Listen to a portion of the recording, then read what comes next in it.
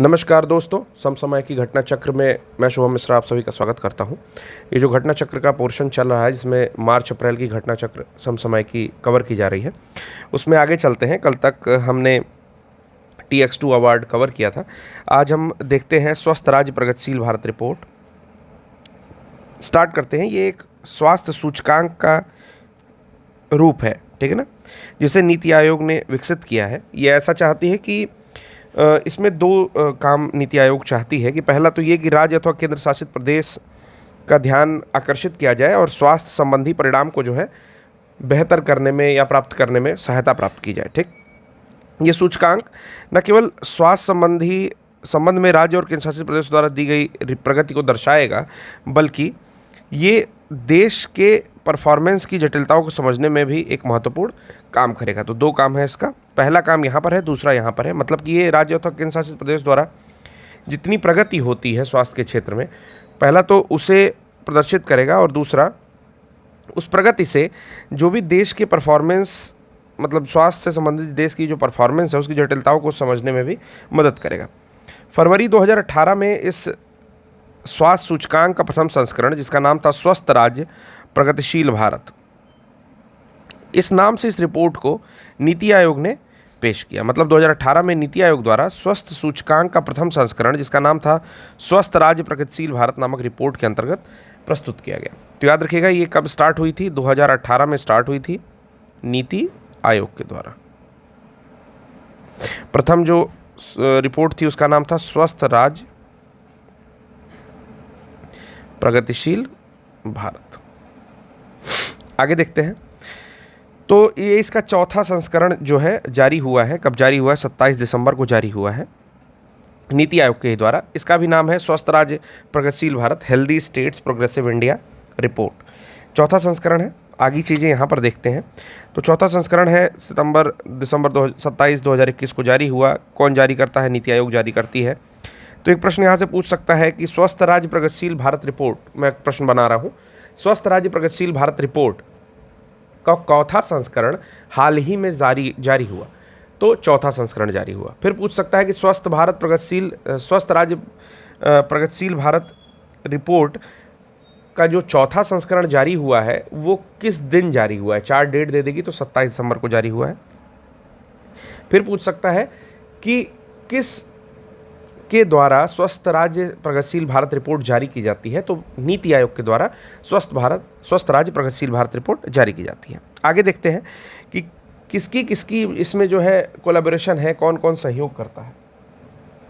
तो जो world bank है उसके तकनीकी सहयोग और केंद्रीय स्वास्थ्य एवं परिवार कल्याण मंत्रालय, ठीक है, तो ministry of health and family welfare या केंद्रीय स्वास्थ्य एवं परिवार कल्याण मंत्रालय भारत सरकार के परामर्श से नीति आयोग द्वारा विकसित की गई है। ठीक, तो यानी कि कौन कौन है?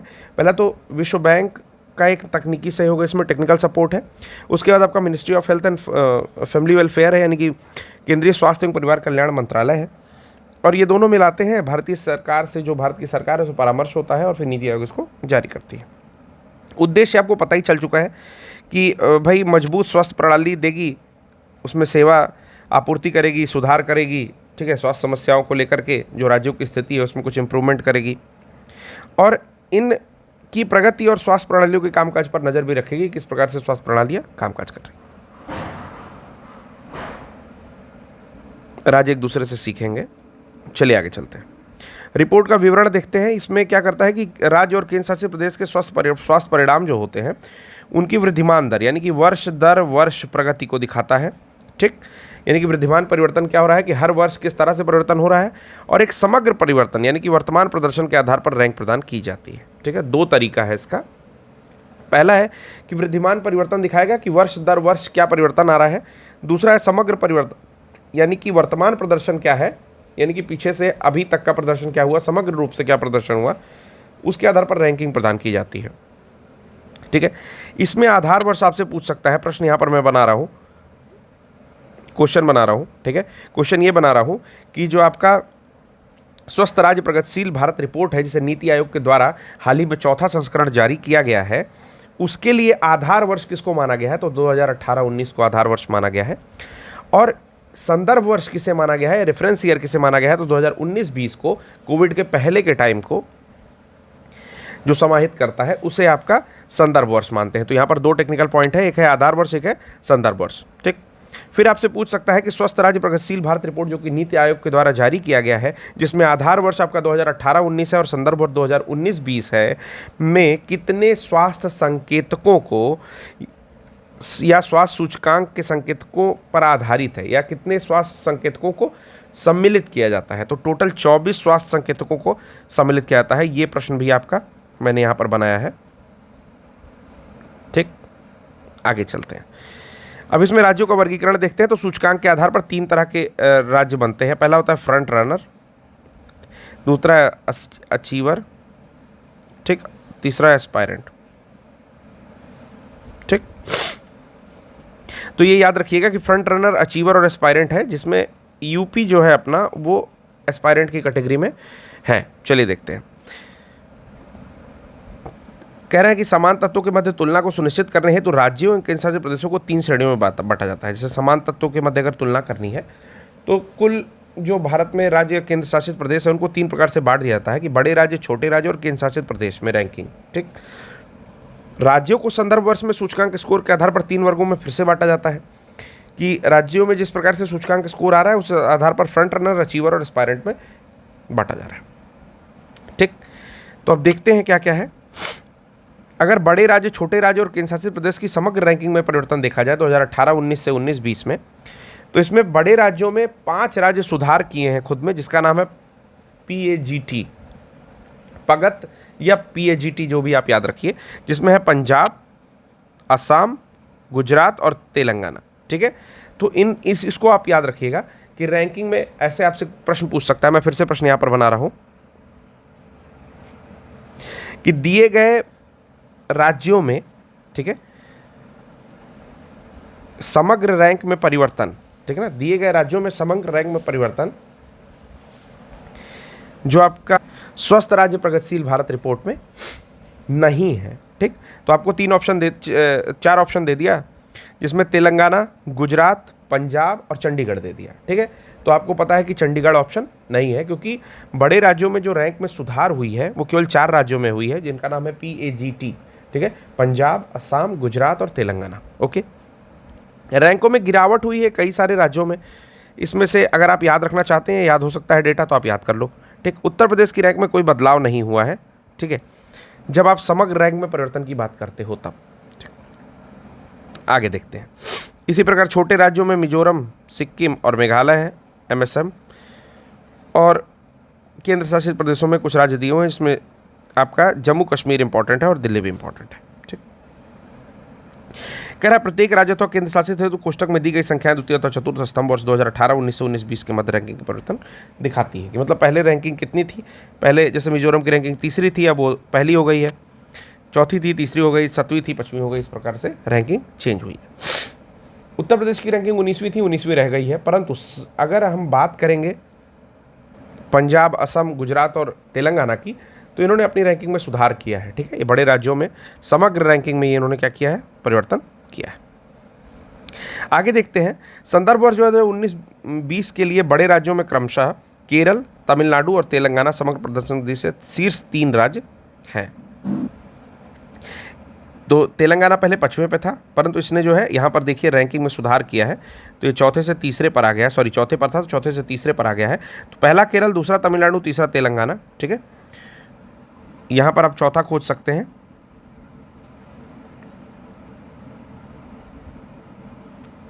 और फिर महाराष्ट्र,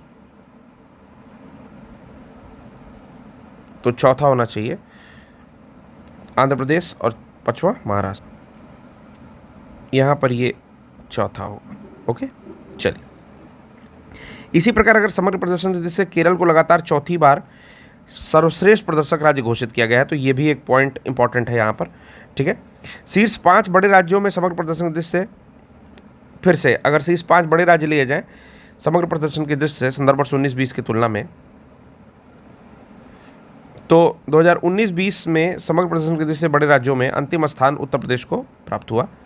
ठीक है, यहाँ पर देखेंगे आप कि 19वां स्थान जो उत्तर प्रदेश को प्राप्त हुआ बड़े राज्यों में समग्र प्रदर्शन की दृष्टि से, जबकि बड़े राज्यों में उत्तर प्रदेश, असम और तेलंगाना वार्षिक वृद्धिशील प्रदर्शन, अगर इनका वार्षिक वृद्धिशील यानी कि प्रत्येक वर्ष टू वर्ष प्रदर्शन देखा जाए तो उस दृष्टि से क्रमशः शीर्ष 3 स्थानों पर है। कि अगर प्रत्येक वर्ष का प्रदर्शन देखा जाए तो उत्तर प्रदेश, असम और तेलंगाना जो है शीर्ष 3 में आएंगे, यानी कि वर्ष दर वर्ष जो परिवर्तन हो रहा है वो अधिक हो रहा है, ठीक है।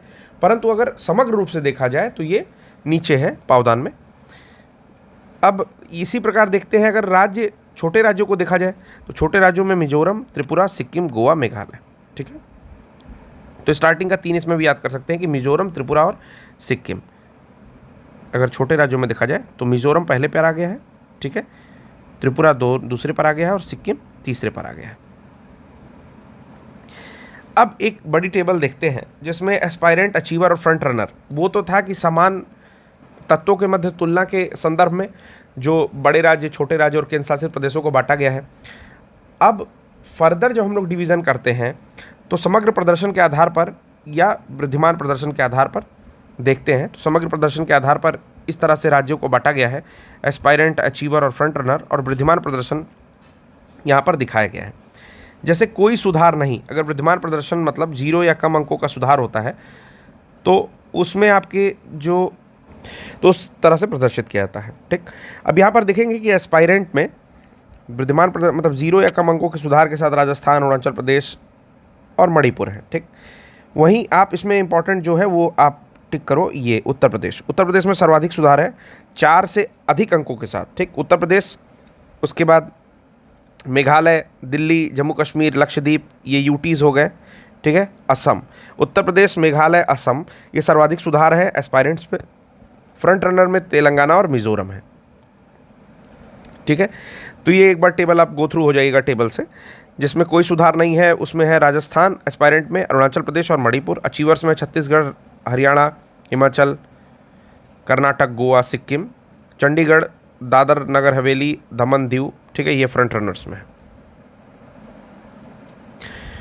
तो इस प्रकार जो है 28 राज्य यहाँ पर दिए गए हैं और केंद्र शासित प्रदेश भी दिए गए हैं। तो इसमें आप देख सकते हैं कि किस प्रकार वृद्धिमान प्रदर्शन हो रहा है।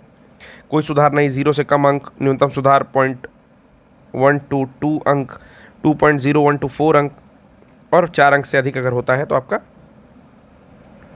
इस प्रकार यहाँ पर एक टेबल दी हुई है। नेक्स्ट आता है एक जो बहुत ही महत्वपूर्ण होने वाला है, ये भी हिमाचल प्रदेश की जल विद्युत परियोजनाएं, जो हाइड्रो इलेक्ट्रिक प्रोजेक्ट्स है,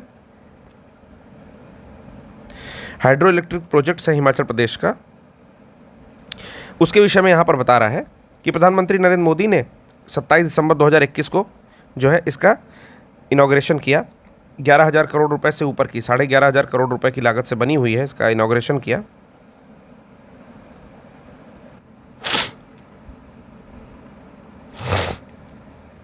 तो जल विद्युत परियोजनाएं को नाम जो है वो याद रखिएगा, रेणुका जी गिरी, गिरी नदी पर है ये, तो मैं इसी तरह से इसको पढ़ लिया था। रेणुका जी गिरी, लुहरी चरण 1, धौला सिद्ध, सौड़ा कुड्डू, सुन्नी बांध, ठीक। तो ये 5 है टोटल। मैं फिर से एक बार पढ़ दे रहा हूँ। इसमें से पूछ सकता है कि हाल ही में हिमाचल प्रदेश की जल विद्युत परियोजनाओं का जो शिलान्यास हुआ है 27 दिसंबर 2021 को, उसमें कौन सी परियोजना शामिल नहीं है। रेणुका जी बांध परियोजना, लुहरी चरण 1, धौला सिद्ध या भाखड़ा नांगल, ठीक है। तो आपको ये पता है कि भाखड़ा नांगल पहले से थी, वो अभी शामिल नहीं है। तो सावड़ा कुड्डू और सुन्नी बांध है, ठीक। चलिए इससे क्वेश्चन पूछ सकता है। वही चीज़ें यहाँ पर दी हुई हैं कि रेणुका जी परियोजना है, सावड़ा कुड्डू है, धौला सिद्ध है, सुन्नी बांध है और लुहरी चरण जो है यहाँ पर 5 परियोजना है। तो आप रेणुका गिरी याद कर लीजिए। क्यों? क्योंकि ये जो यमुना की सहायक नदी है गिरी, उस पर बनाया गया है, ठीक है। बाकी डेटा आप पढ़ लीजिएगा खुद से, ठीक है, कि 7,000 करोड़ रुपए से बना हुआ है और कौन सा भंडारण परियोजना स्टोरेज प्रोजेक्ट के रूप में की गई है। इसकी शुरुआत रॉकफिल डैम से बनाया गया है, यानी कि शिला निर्मित बांध बनाया गया, 148 मीटर ऊंचा, प्रवाह इतना बढ़ जाएगा, सारे राज्यों को जो है मिल जाएगा पानी, ठीक। क्वेश्चन जो पूछता है वो क्या है कि जल शक्ति मंत्रालय जो आपका है, ठीक, 11 जनवरी 2019 को रेणुका जी बांध परियोजना पर काम शुरू हुआ। रेणुका जी गिरी याद रखिए, रेणुका जी गिरी, तो रेणुका जी गिर गई थी, ठीक है, इस तरह से याद रखिए आप उसको। रेणुका जी किस पर है? गिरि नदी पर है। तो गिरि नदी जो है यमुना की सहायक नदी है हिमाचल प्रदेश में। तो रेणुका जी परियोजना 2019 में ही स्टार्ट हुई थी 11 जनवरी को। जल शक्ति मंत्रालय ने समझौता किया 6 राज्य अथवा केंद्र शासित प्रदेशों के साथ, और उन 6 राज्य अथवा केंद्र शासित प्रदेश जो है वो लाभान्वित होने वाले हैं, उनको पानी मिलने वाला है यहाँ से। तो उनका नाम क्या क्या है? हिमाचल प्रदेश के बगल में क्या है? हरियाणा है, दिल्ली है, ठीक है, उधर है उत्तराखंड, ठीक, बगल में है पश्चिम साइड में राजस्थान, और नीचे है उत्तर प्रदेश। तो कुल मिलाकर के ये 6 राज्य हैं, उत्तर प्रदेश, हरियाणा, हिमाचल प्रदेश, दिल्ली, राजस्थान और उत्तराखंड। इतने राज्यों को जो है यहाँ से पानी मिल सकता है, ठीक है। यहाँ पर बाकी ओखला बैराज के माध्यम से आएगा। ये सारे डेटा जो है उतने इंपॉर्टेंट नहीं है। हाँ, जो इंपॉर्टेंट है मैं बता रहा हूँ कि 2008 में इस परियोजना को राष्ट्रीय परियोजना नेशनल प्रोजेक्ट घोषित किया गया था। इसके तहत इस परियोजना के जल घटक सिंचाई अथवा पेयजल की 90% लागत भारत सरकार द्वारा केंद्रीय सहायता के रूप में वहन की जाएगी। देखिए, तो ये पूछ सकता है क्वेश्चन, ये पूछेगा कि जो रेणुका जी परियोजना है जो कि गिरि नदी पर स्थित है, और गिरि नदी यमुना की सहायक नदी है, जिस पर जिस बांध के बनने में जो सहायता स्टार्ट हुई थी, मतलब जो बांध बनना स्टार्ट हुआ था वो 11 जनवरी 2019 को स्टार्ट हुआ था। जल शक्ति मंत्रालय ने 6 राज्यों के साथ समझौता किया था। उसमें केंद्र की सहयोगिता कितनी है, मतलब उस पर जो भी लागत आ रही है उसमें केंद्र कितना % दे रहा है, ठीक है। जल घटक यानी कि सिंचाई एवं पेयजल के लिए भारत सरकार द्वारा 90% लागत जो है उठाई जा रही है, और शेष 10% लागत जो है वो लाभार्थी राज्य जो है वहन कर रहे हैं, ठीक। तो ये भी एक पॉइंट है। यहाँ पर भी मैं एक क्वेश्चन बना रहा हूँ। रिया मुँह से निकल रहा यार, ये सुन रही है भाई, ठीक है। चलिए, लोहरी चरण, तो इसको सतलुहरी याद करिए। सतलुहरी क्यों? क्योंकि ये सतलुज नदी पर है। लोहरी परियोजना कहाँ पर स्थित है पहले तो ये बताइए। हिमाचल प्रदेश की परियोजना है, ठीक है। और किस नदी पर है? सतलुहरी, यानी कि सतलुज नदी पर लोहरी परियोजना स्थित है, ठीक है। तो यहाँ पर लिखा हुआ है ये कुल्लू और शिमला जिले में स्थित है। रन ऑफ रिवर परियोजना का एक पार्ट है, ठीक है ना। रन ऑफ द रिवर परियोजना का एक पार्ट है। इस परियोजना का कार्यान्वयन सतलुज नगर निगम यानी कि SJVN, ठीक है, सतलुज जल विद्युत नगर निगम कर रहा है, या सॉरी नगर निगम नहीं, जल विद्युत निगम कर रहा है। बिल्ड ऑन ऑपरेटिव मोड यानी कि boom, build own operation operate maintain आधार पर किया जा रहा है। कितने यूनिट पूरा करेगा इससे कोई मतलब नहीं है, ठीक है। कार्बन डाइऑक्साइड को उत्सर्जन में कमी आएगी, ये आप कहीं इसको डाल सकते हैं। बाकी परियोजना में कितने पैसे खर्चे हो रहे हैं कोई मतलब नहीं है। 2026 तक बनके ये तैयार हो जाएगी, ठीक। तो सतलहरी आपको समझ में आ गया होगा। सतलहरी क्या है? सतलुहरी जो है वो लोहरी परियोजना है, लोहरी चरण 1, ठीक है। नेक्स्ट आता है धौला ब्यास। तो धौला सिद्ध परियोजना जो है वो ब्यास नदी पर है। ये हिमाचल, हमीरपुर और कांगड़ा हिमाचल प्रदेश जिले में स्थित है। ब्यास नदी पर बनाया जा रहा है। 2025 नवंबर तक ये पूरा हो जाएगा, ठीक। सतलुहरी जो है 2026 में चरण 1 उसका पूरा हो रहा था, ठीक। नेक्स्ट आता है सावड़ा कुडू जल विद्युत परियोजना, यानी कि SKP से याद कर सकते हैं, सावड़ा कुडू, और यहाँ पर याद कर सकते हैं पब्बर नदी। तो पब्बर नदी जो है ये भी यमुना की सहायक नदियों में से एक है। तो इस बार का एक प्रश्न और मुझे लगता है कि बन सकता है, क्या बन सकता है कि यमुना की सहायक नदी को दाएं या बाएं, पूरब से पश्चिम या पश्चिम से पूरब जो है अरेंज करने को दे सकता है, जो कि प्रीवियस ईयर पेपर्स में भी आया हुआ प्रश्न है। तो एक वो पूछ सकता है। बाकी पब्बर नदी किसकी सहायक नदी है ये आपसे पूछ सकता है, या गिरि नदी किसकी सहायक नदी है वो आपसे पूछ सकता है। तो SKP नाम है इसका, सावरा कुडू जल विद्युत परियोजना, जो कि पब्बर नदी पर है, ठीक है। कितनी क्षमता है ये बहुत इंपॉर्टेंट चीज़ नहीं है, ठीक है। कितनी लागत लगी है अपने जानकारी के लिए जान सकते हैं आप। नेक्स्ट आता है सुन्नी बांध परियोजना। सुन्नी बांध परियोजना जो है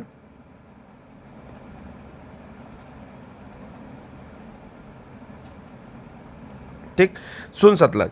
तो सुन सतलज, सतलुहरी, सुन सतलज, इस तरह से आप इसको याद कर लेंगे।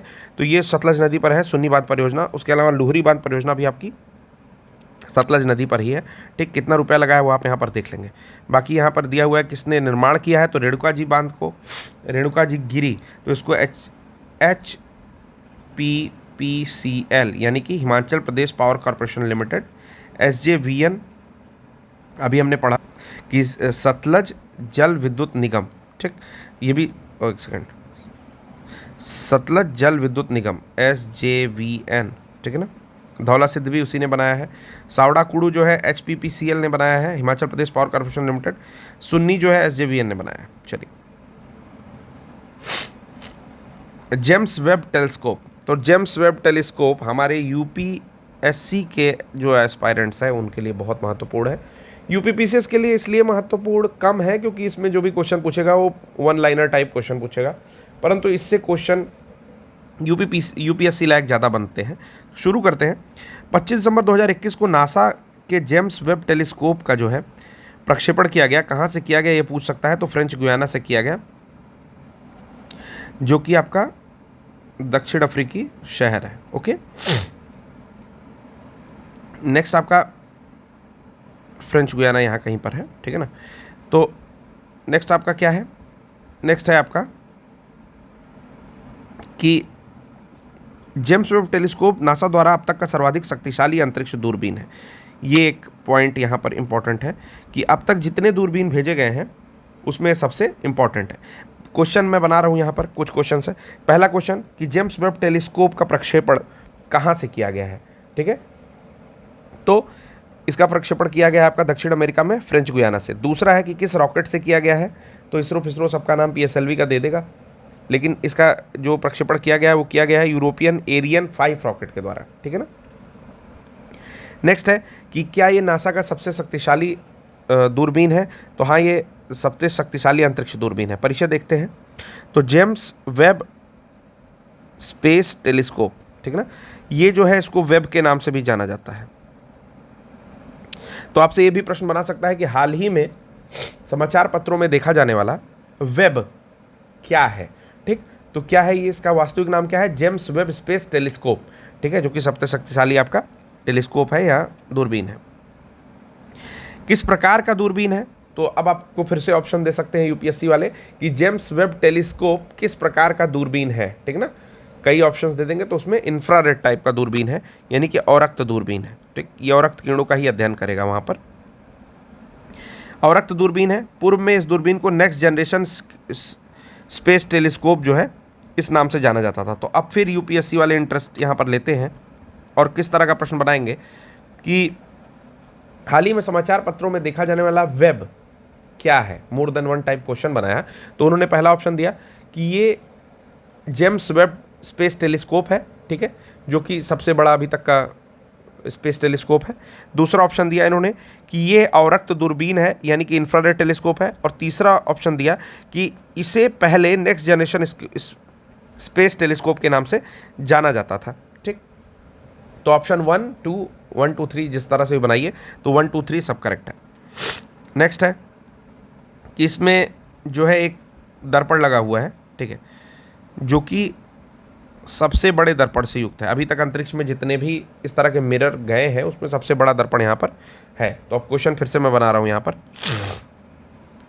कि ये दर्पण 18 अलग अलग सेगमेंट से बना है, षटकोणी है, ठीक है। तो ये पूछ सकते हैं कि जो उसमें दर्पण लगा है जो कि सबसे बड़ा है वो एक बार में लगा हुआ है, वो मतलब पीसेज में नहीं है, तो ये गलत हो जाएगा क्योंकि 18 अलग अलग खंडों से निर्मित उस दर्पण को बनाया गया है और ये हेक्सागन का आकार का है, यानी कि हेक्सागोनल है, षटकोणी है, ठीक। दर्पण का निर्माण किस चीज़ से किया गया है, तो बेरिलियम धातु से किया गया है, जो कि एक हल्की धातु है, ठीक है। हल्के एवं मजबूत होने के कारण इस दर्पण को खंडों में प्रयोग किया गया है। अब बेरिलियम के ऊपर एक प्रश्न पूछ सकता है, यूपीएससी वाले ही इसमें इंटरेस्ट लेंगे, पूछ सकता है कि बेरिलियम जो धातु है, पूछ सकता है पहला कि बेरिलियम जो धातु है वो आपके रूम टेम्परेचर पर, यानी कि कमरे के तापमान पर, जो भी उसको बोलते हैं, ठीक ना, तो रूम टेम्परेचर पर एक लिक्विड धातु है, पहला ऑप्शन। दूसरा ऑप्शन पूछता है कि यह जो है चुंबकीय गुण रखती है। तीसरा ऑप्शन देता है विद्युत एवं ऊष्मा की कुचालक है, ठीक है। तो अगर इन 3 ऑप्शन में बेरिलियम के ऊपर क्वेश्चन बनाए तो पहला कि रूम टेम्परेचर पर ये लिक्विड है, ये गलत होगा, ठीक है। दूसरा कि ये विद्युत की कुचालक है, ये भी गलत है क्योंकि हीट और इलेक्ट्रिसिटी की ये कंडक्टर है, यानी कि सुचालक है, ठीक है। और तीसरा ऑप्शन है कि ये मैग्नेटिक है, ये भी गलत है क्योंकि ये नॉन मैग्नेटिक है। तो यहाँ पर लिखा हुआ है कि बेरिलियम चुंबकीय नहीं है, मैंने बता दिया रूम टेम्परेचर पर लिक्विड नहीं होती है, विद्युत और ऊष्मा की सुचालक है, ये सही बात है, ठीक। तो बेरिलियम के ऊपर एक क्वेश्चन पूछ सकता है। नेक्स्ट है कि दर्पण खंडों पर स्वर्ण की पतली परत चढ़ाई गई है, ठीक है, जो दर्पण खंड है उन पर स्वर्ण की पतली परत चढ़ाई गई है और रक्त प्रकाश को, इससे दर्पण को और रक्त प्रकाश को परिवर्तित करने में सुधार होता है, ठीक। नेक्स्ट है कि सनशील्ड टेनिस कोर्ट के आकार का बनाया गया है और इसमें ये देखिए इसका काम क्या क्या है। काम यह है कि सुदूर स्थित आकाशगंगाओं एवं पिंडों से आने वाली दुर्बल और रक्त प्रकाश एवं ऊष्मा संकेतकों को रिकॉर्ड करने के लिए इस दूरबीन को अत्यधिक ठंडा रहना बहुत आवश्यक है। इसीलिए ये जो शील्ड है, सन शील्ड है, वो प्रकाश एवं ऊष्मा से दूरबीन की रक्षा करती है और उसको ठंडा रखने में मदद करती है। ठीक, अब पूछेगा कि जेम्स वेब टेलीस्कोप जो है किस संस्था द्वारा बनाया गया है, तो नासा, ईसा और CSA यानी कि Canada space agency, European space agency और नासा, ठीक है ना, इन तीनों के द्वारा बनाया गया है। उसके बाद UPSC एक प्रश्न और पूछ सकती है, क्या पूछ सकती है कि इसमें क्या क्या शामिल है, ठीक ना। तो 4 वैज्ञानिक उपकरण शामिल है। इसमें पूछ सकता है कि कौन सा नहीं है, तो इसमें आपका 4 शामिल है। NIR कैम यानी कि near infrared camera, NIR spec near infrared spectrograph, MIRI mid infrared instrument और FGS या फाइन गाइडेंस सेंसर अथवा जिसको निराइसिस भी कहते हैं, near infrared image and slitless spectrograph. तो ये 4 नाम तो आप बिल्कुल याद रख लीजिएगा, यानी कि ये फोटो आपको याद रखना है। निरकैम यानी कि near infrared camera, NIRSpec near infrared spectrograph, MIRI यानी कि मिड इंफ्रारेड इंस्ट्रूमेंट और FGS यानी कि फाइन गाइडेंस सेंसर अथवा निराइसिस जिसको कहते हैं, near infrared image and slitless spectrograph. ठीक, आगे देखते हैं कि पहला चरण, दूसरा चरण, बिग बैंग में जो चीज़ें होंगी उसको देखने में जो है सहायता प्रदान किया जाएगा। आप उसको पढ़ लीजिएगा खुद से, ठीक है। बहुत सारा काम कर रहा है, इतना बड़ा लंबा चौड़ा। ये देखिए ये क्वेश्चन पूछा जा सकता है। हाँ, एक क्वेश्चन मैं जो यहाँ पर और बनाया था, UPSC यहाँ पर इंटरेस्टेड होगी। हो सकता है कि हबल टेलीस्कोप पहले से है, अब जो ये जेम्स वेब टेलीस्कोप जा रहा है इसमें और हबल टेलीस्कोप में कंपैरिजन के बेस पर आपको क्वेश्चन दे दे, इसलिए ये बहुत महत्वपूर्ण है, ठीक है। क्योंकि UPSC इंटरेस्टेड रहती है कि ऐसे टॉपिक्स उठाए जाएँ जिनके बारे में पूरी तरह से पता ही ना हो और वो टॉपिक सबकी आंख के सामने से गुजरा हो, ठीक है। तभी तो गलती करोगे तुक्का मारने के चक्कर में, ठीक है। तो अब देखते हैं कि क्या ये हबल का स्थापन है यानी कि रिप्लेसमेंट है, तो नहीं, ये उसका उत्तरवर्ती है यानी कि सक्सेसर है। हबल भी रहेगा बट ये भी है, ठीक। फिर कहता है कि हबल से प्राप्त परिणामों से प्रेरित है ये। इसमें देखिए डिफरेंस क्या है कि ये जो है JWST और रक्त प्रकाश में ब्रह्मांड का अवलोकन करेगा, जबकि हबल जो करता था ऑप्टिकल एवं पराबैंगनी में करता था, ठीक। दोनों की तुलना में, हबल की तुलना में JWST जो है बड़ा है, ठीक ना। जो जेम्स वेब स्पेस टेलीस्कोप है वो बड़ा है, ठीक। हबल टेलीस्कोप पृथ्वी की कक्षा में स्थापित है, जबकि JWST पृथ्वी से 1.5 मिलियन किलोमीटर दूर L2 यानी कि सेकेंड लैरेंज पॉइंट में पृथ्वी के साथ साथ सूर्य की परिक्रमा करेगा। तो आपको कंफ्यूज करने के लिए 3-4 पॉइंट जो है बहुत है, UPSC अगर क्वेश्चन बनाती है तो आपको कंफ्यूज कर सकती है। नेक्स्ट आगे देखते हैं, इसके विषय में दे रहा है कुछ चीज़ें, दे रहा है कि कवरेज कितना कितना करेगा, ये चीज़ें आप देख लीजिएगा। सुशासन सूचकांक जारी हुआ है जिसको हम लोग अपने नेक्स्ट लेक्चर में कर रहे हैं।